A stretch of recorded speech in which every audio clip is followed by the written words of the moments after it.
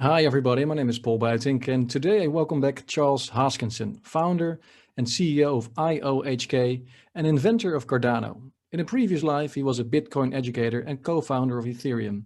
I spoke with Charles 6 years ago about Bitcoin, Ethereum, and how he wanted to decentralize everything, which was well before Cardano was launched.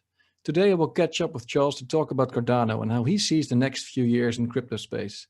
Full disclosure, I own some Bitcoin, Ether, and ADA. Hi, Charles. How are you?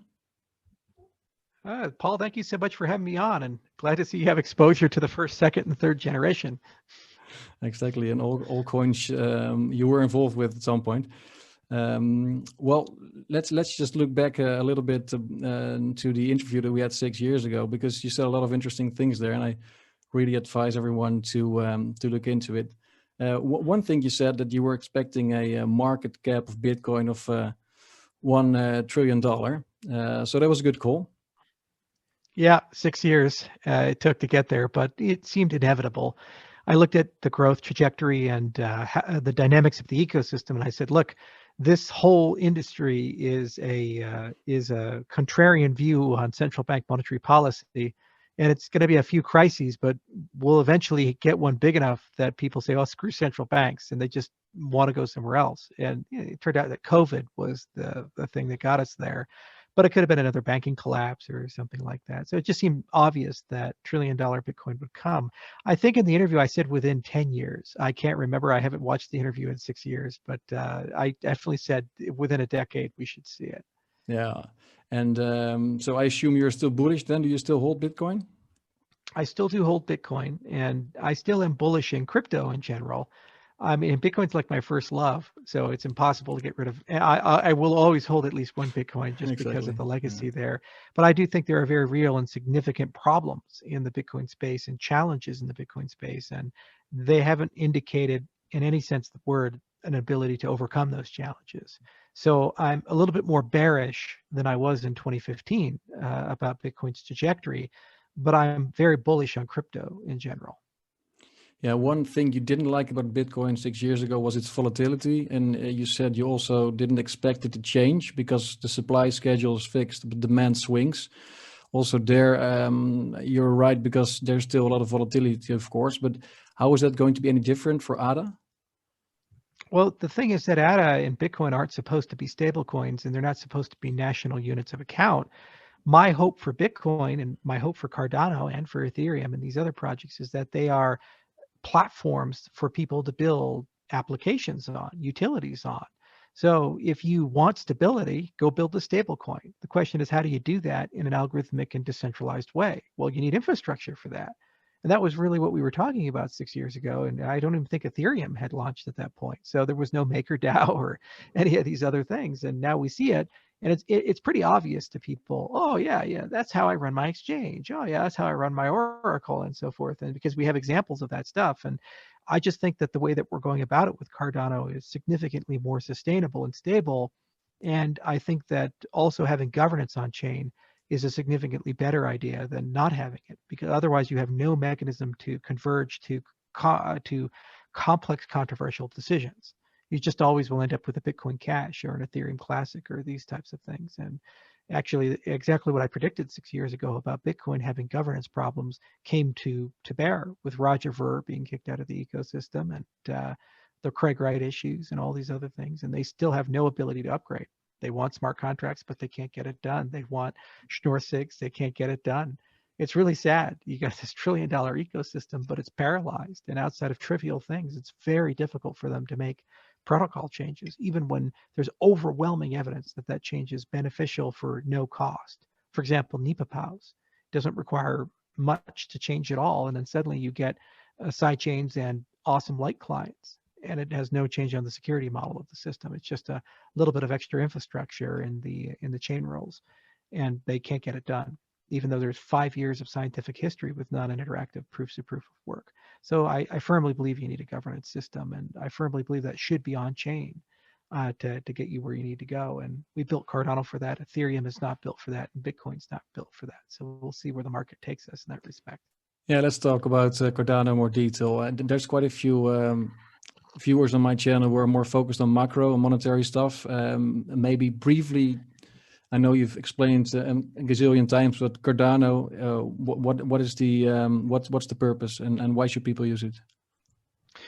Well, there's generations in cryptocurrencies, and I always find that's the easiest way of explaining Cardano. And if people have heard this, you've heard it 1,000 times. I say the same thing every time, but I always try to find a new way to say it. But basically, the long and the short is that Bitcoin was a marvel for its time. It was a first generation system. And the point of Bitcoin was being email for money.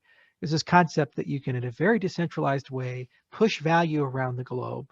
And that value happens to be Bitcoin, but okay, it's value nonetheless. And you can push it around at a click of a button. Revolutionary concept for 2009. And people have been chasing it for over 20 years with DigiCash and Bcash and BitGold and these other kind of proto-Bitcoin ideas that came from Wei Dai and Nick Szabo and Hal Finney and David Chaum and so forth, kind of like the OGs of our industry.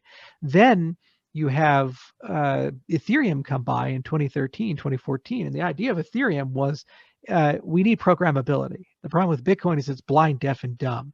It doesn't really know what's around it. It can't talk to other things, and the only thing it can do is move Bitcoins around. It can't even issue a currency on it or anything like that. Okay, so the analogy there is like when JavaScript came to the web browser. Pre-JavaScript days, the web browser was very static. So you could build these beautiful pages in that they have pictures and text, but that's it.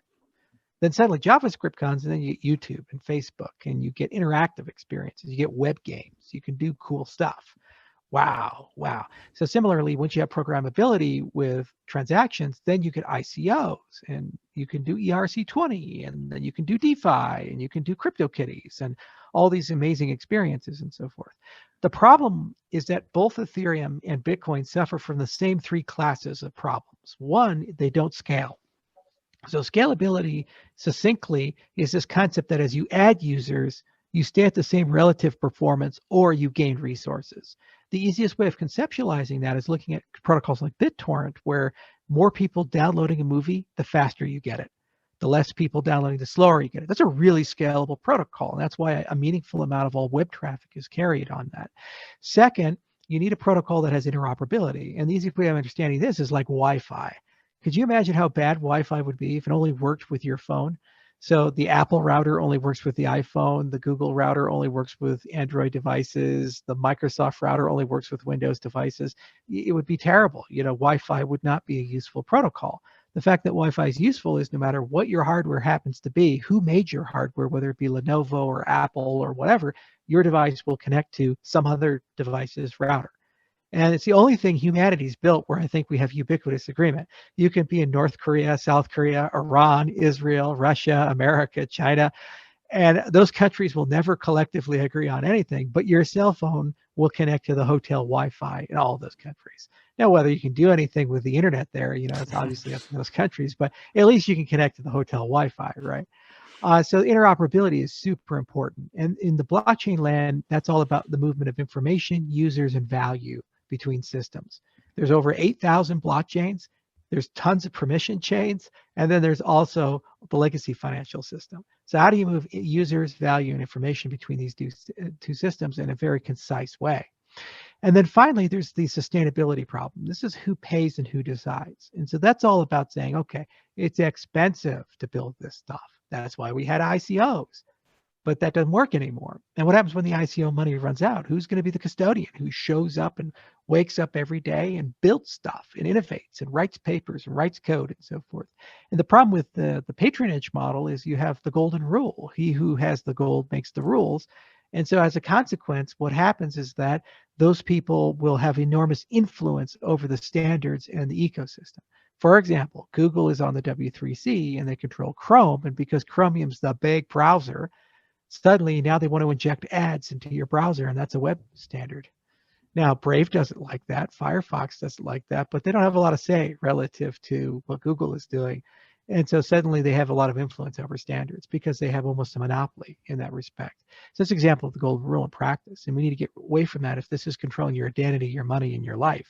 And then the other side of it is the decision problem, the governance problem. That's basically the who decides. So let's say quantum computers are announced, and they say within 5 years, quantum computers will be commercialized, which means all the crypto in crypto land is broken. We need to replace it.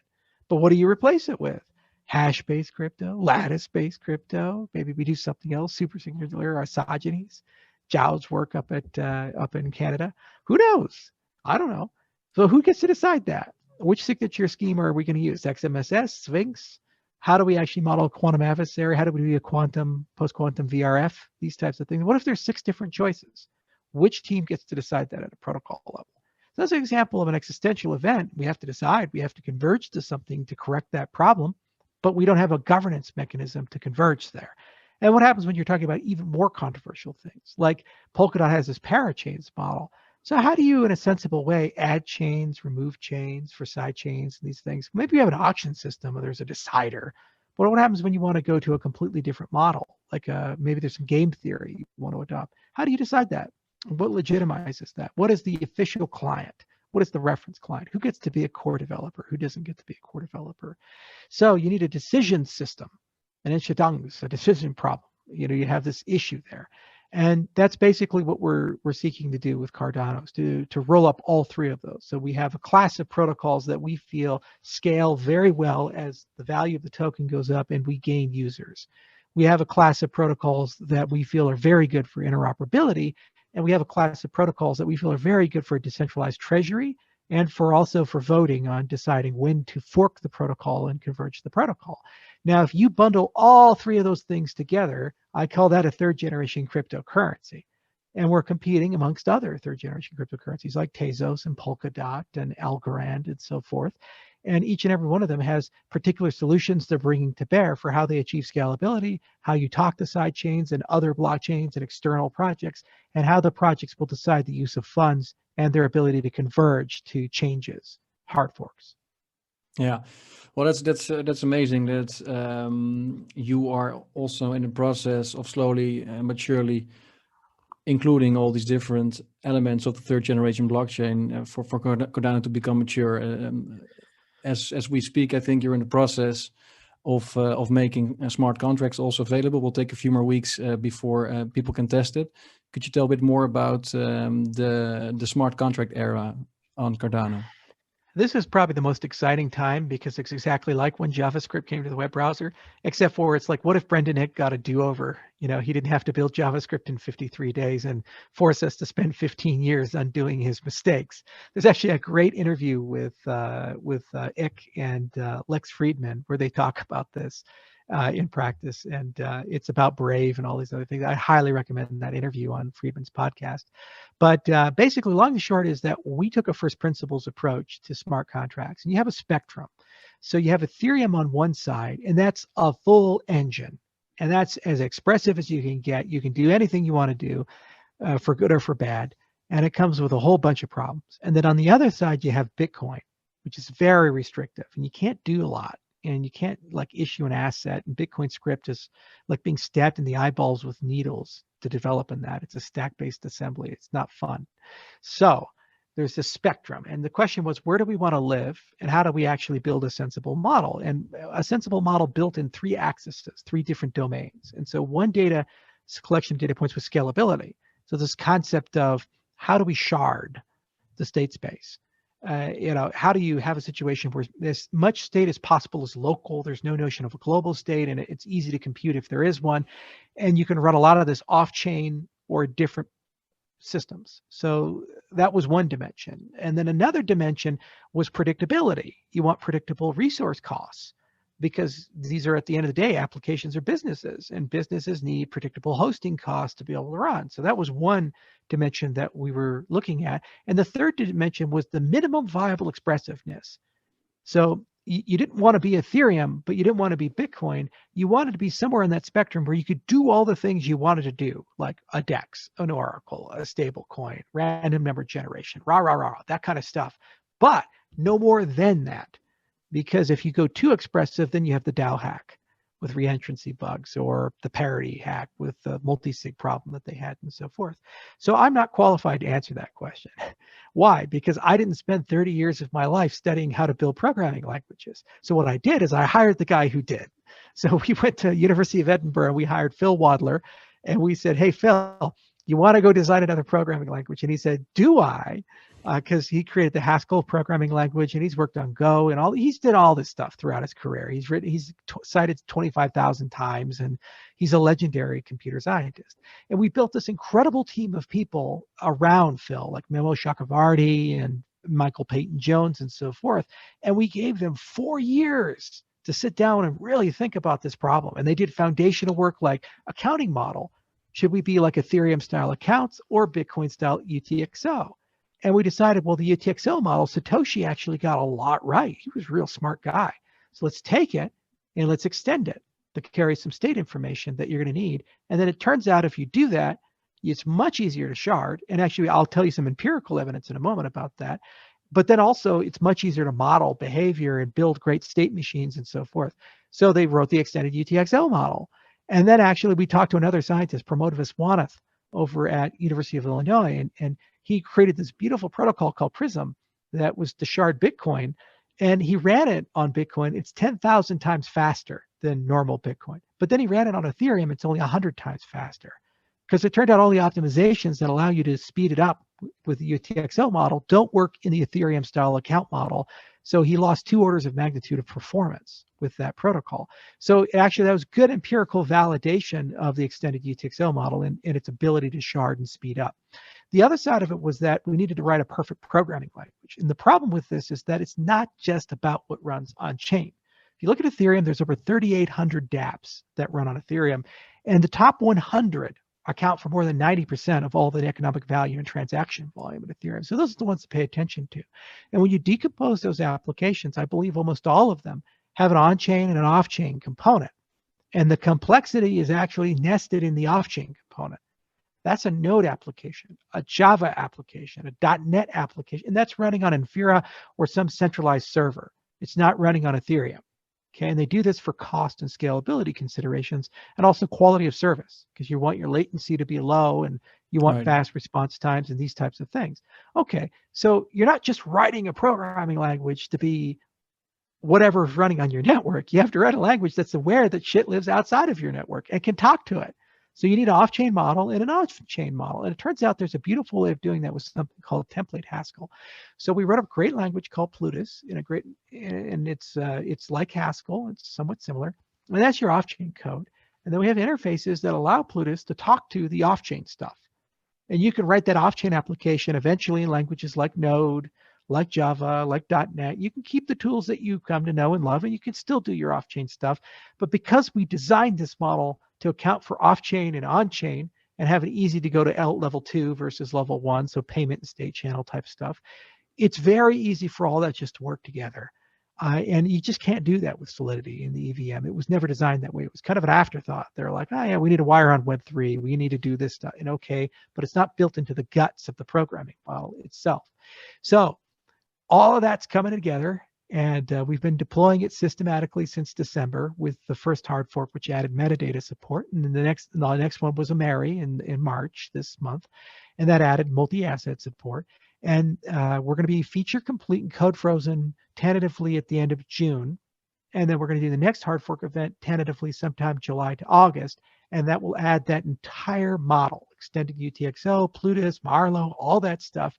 And we have this huge wave of developers with the Plutus Pioneers program and a lot of third-party companies that are just dying to be able to go and build some things and deploy some things. And we have a whole commercial team working with the ERC20 converter, actually talking to Ethereum applications that want to explore porting, like Singularity Night, for example, over from Ethereum to Cardano. So it's a very exciting time, and it's the product of over 4 years of work. And it's been very exhausting and a lot of theory, a lot of papers. And I'm very happy to see it all come together. It was something that if I knew up front it was going to be that hard, perhaps we would have chosen an easier path. But we're here now, and we put in the work, and I think it's actually going to be the best programming model for the industry. That's crazy, the amount of hours you put into this, Charles. I admire you for that, because I follow you online, of course, and I see how many of the AMAs you do and videos, even talking to small guys like me. I really wonder where you find the time to do all these things. But that's quite impressive. But do you expect a lot of dApp builders to redeploy their dApps then on Cardano also because of lower transaction costs? Because Yeah, it's a right good now question. gas fees are killing me. Yeah, I mean, and actually empirical data shows that there's problems with that with Ethereum. 31% of new dApps deployed in 2020 were deployed on Ethereum, which means that 69% of new dApps, according to the state of the dApps, were deployed elsewhere, not on Ethereum. And if their gas fees stay this high, I think that trend is going to continue and become worse and worse for Ethereum. The other thing is most of the DeFi applications that are popular on Ethereum are already exploring becoming multi-chain. So they're not loyal to Ethereum in any sense of the word. They just want bridges for liquidity so they can get the users in liquidity, but they don't care if it's in Ether or the settlements in Tezos or Algo or whatever. So that's one dimension to look at. Now, in terms of our development model, we have actually what we call the pond, the island, and the ocean. So the pond is EVM backward compatibility, and that's a design goal of the system. So as a sidechain, we're going to run an Ethereum virtual machine. It'll just run better, faster, and cheaper. So if you don't want to migrate your code and write Solidity, you don't want to change your Solidity in your EVM, you have a path to just deploy that on us. And that's an old news, and we'll keep that sidechain running to basically modernize and stay up to date with Ethereum. And actually, one of the reasons we continued working on Ethereum Classic was to maintain that competency. Outside of the Ethereum core development group, I think we're one of the few companies in the world that's actually built an Ethereum full node and handwritten an Ethereum virtual machine. And through runtime verification, we're the only collaboration that actually formalized the Ethereum virtual machine with the KEVM.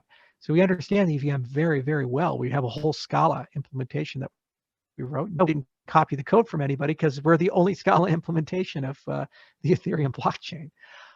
Then on the yellow side, the ocean, that's actually about compatibility with mainstream programming languages like C and C++ and so forth. So if you're a C developer and you want to write your off-chain code and your on-chain code with a C smart contract, if that's something that's appealing to you and you're like Hellraiser's your favorite movie, okay, we'll give you a path to do that. And then the island is what we're doing with Plutus. So that's the mystical, magical island where everything's perfect and amazing, and Haskell is there, and you get to use property-based testing and all these other things. And the 7 people who like doing that, that's going to be their home, and they're going to really enjoy that. But you have to have the gamut for everybody.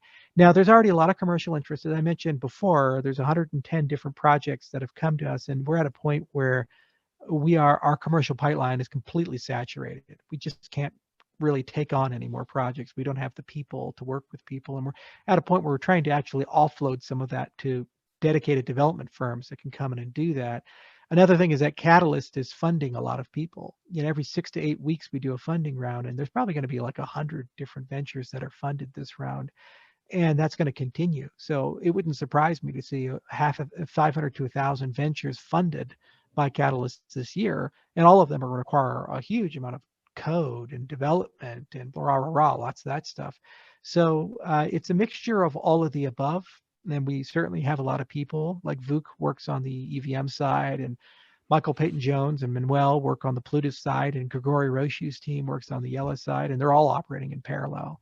And it's not only an engineering problem, it's actually a commercial problem. And it's an explanation problem. Like, you need good pedagogy. So we need to create tutorials and get a stack exchange running. And we're working on a mastering Cardano book as a University of Wyoming project, and all this type of stuff.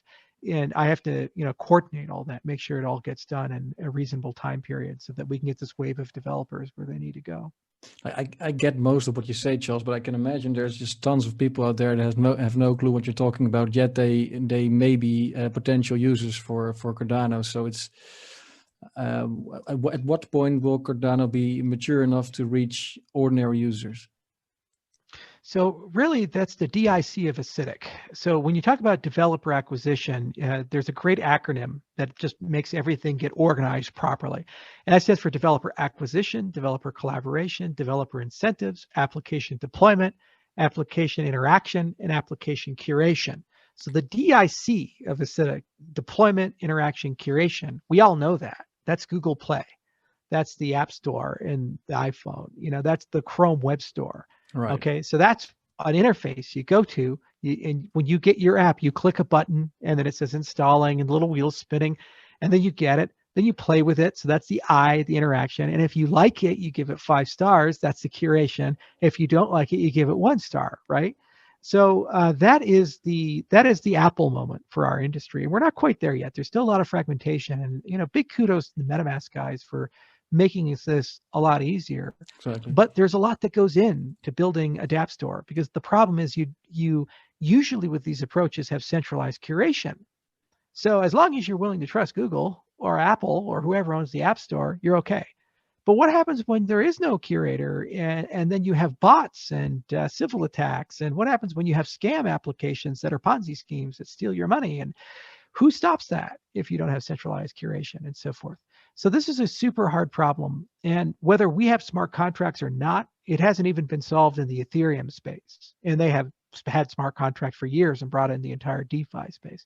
So we have some ideas, like with the Alpha Frontier program that we're running with runtime verification. And we've had some discussions with our friends at Emergo with Uroi, about what would a metadata server look like and curation look like for dApps in our space. Now, building an app store is not too hard. That's just metadata registration. So you have author information and they submit it to some server somewhere and they sign it.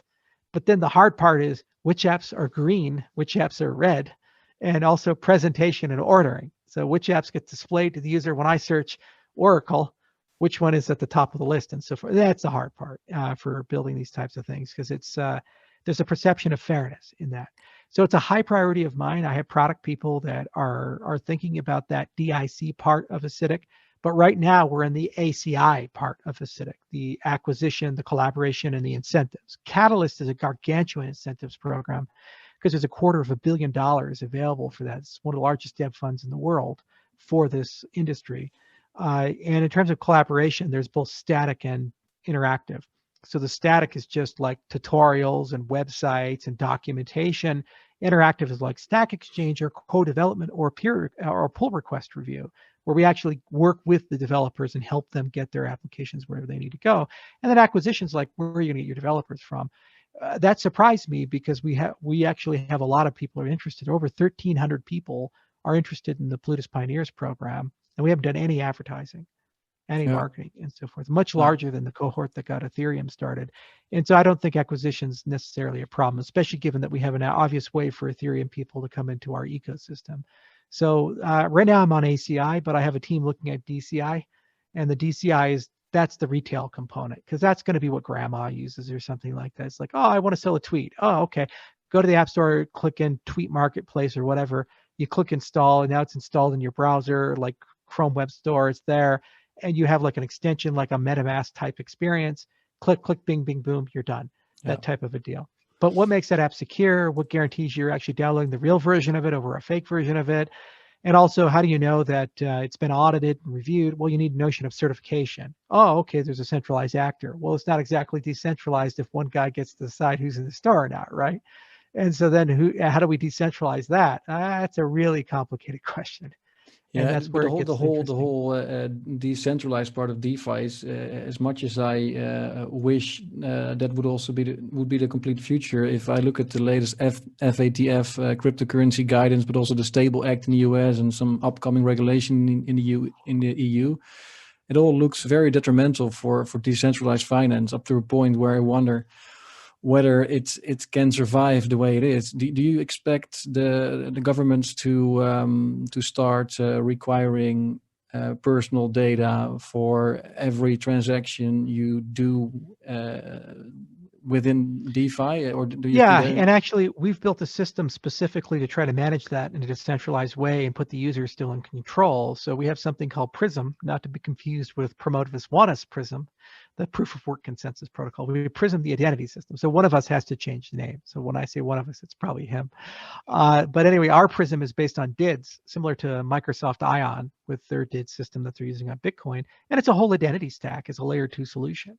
But you can embed DIDs into transactions, and you can embed as metadata, and we've had that support since December of last year. And you can embed DIDs, use them to sign wallets, to authenticate wallets.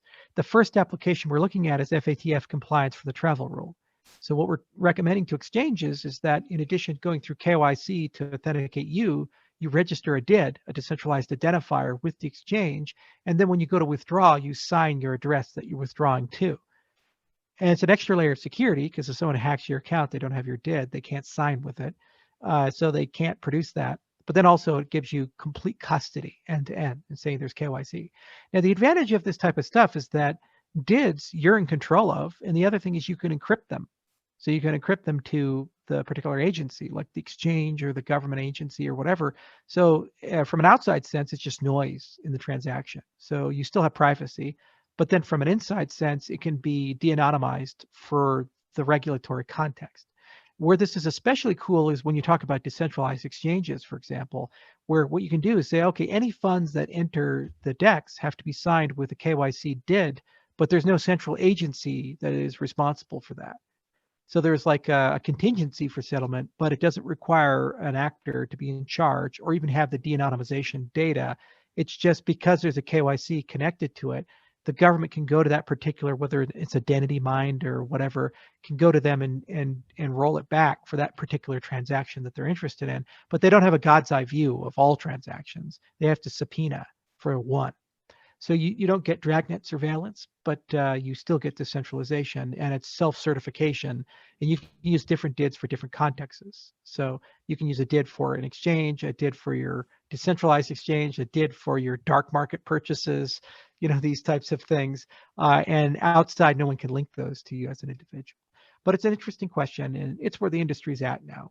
There's definitely going to be harsher compliance over the next 24 months to 36 months.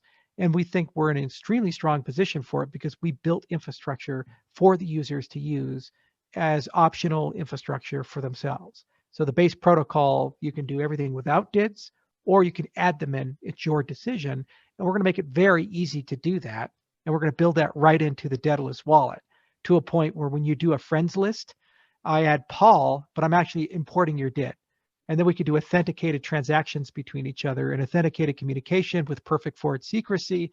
And in addition to that, we can sign contracts, and those contracts have legal rights and so forth. You can do all that in a decentralized person-to-person context. And you do that with this framework that's open source and easy to use. And then the compliance is handled by a stack we have called Mirror, which white labels backends that you choose. So you could use Acuant or Binance or whatever to do the KYC for that, and then they sign off on that. But they're the outside party. It's all just cryptographic junk. No one can distinguish that from a normal transaction. I think that's the best way of handling regulation in an automated sense. Yeah, and you focus a lot on Africa, right? It could well be also that in Africa there will be maybe less strict regulation and more chance for the crypto industry to blossom in the short run. Yeah, I think that Africa is definitely going to be a big thing, and we have goals to bring economic identity to those who don't have it, and that's certainly the continent to focus on. And really, it's the application consumer for DeFi. When you say who's going to use peer-to-peer lending, who's going to use peer-to-peer insurance, who needs a payment system, who needs remittances, it's not the kid living in New Jersey who's yield farming. It's the guy in Senegal who wants to get some money to get some sheep, or to buy some oil or something like that to sell at the market. So if we can give them DeFi applications, then you rightfully so will ask, well, what's my counterparty risk? How do I know this guy's going to repay me? How do I know this person's reputable? You need an identity management system for that. So identity is intimately connected to financial services, and we tend to look at it in a pejorative sense, like, oh, they're regulating me. But really, you need that for credit to work, for insurance to work, for payments to work, and you need to know certain facts about people. Now, that said, with zero-knowledge cryptography, identity can be very granular. Right now, when you go to America, you buy a beer, you have to show your driver's license. Yeah, but just and when you do that, you review your age, but you also reveal your address. If you're an organ donor, some states, I think they put the social security number on the card. There's a lot of stuff the waitress gets to know when she looks at your driver's license. Well, what if you just had a proof that shows you're above the age of 21, or you're a US citizen, or whatever it is, you're a member of the military, and that's it, no more information. That level of granularity, I think, is going to allow us to kind of have our cake and eat it too. We're going to have our privacy, but also we can get through the compliance and reputation stages required for global commerce to function. And that's really my life's work. And it's going to be something that we focus on in Africa for a long time. Well, great stuff, Charles. Thanks so much for making the time available again. I would love to do it again in 6 years, I would say. It seems like a nice time period to keep on doing these interviews. Right. I'm I'll sure have an you're iPad in the Voltaire era of Cardano. Oh, I think we'll be in Voltaire before the end of the year, at least a large chunk of it. We're working on Basho and Voltaire in parallel, and So as I said, my life's work, I think we'll have an African country or two running on Cardano, the whole thing, the voting system, the property register, the voter registration system, the payment system, all supply chains, all that stuff will be running on Cardano. That's my dream. Great. Well, keep up the good work, and also don't forget to sleep every now and then. Thank you so much, Paul. This was so much fun. Okay, talk later, Charles. Thanks. Cheers.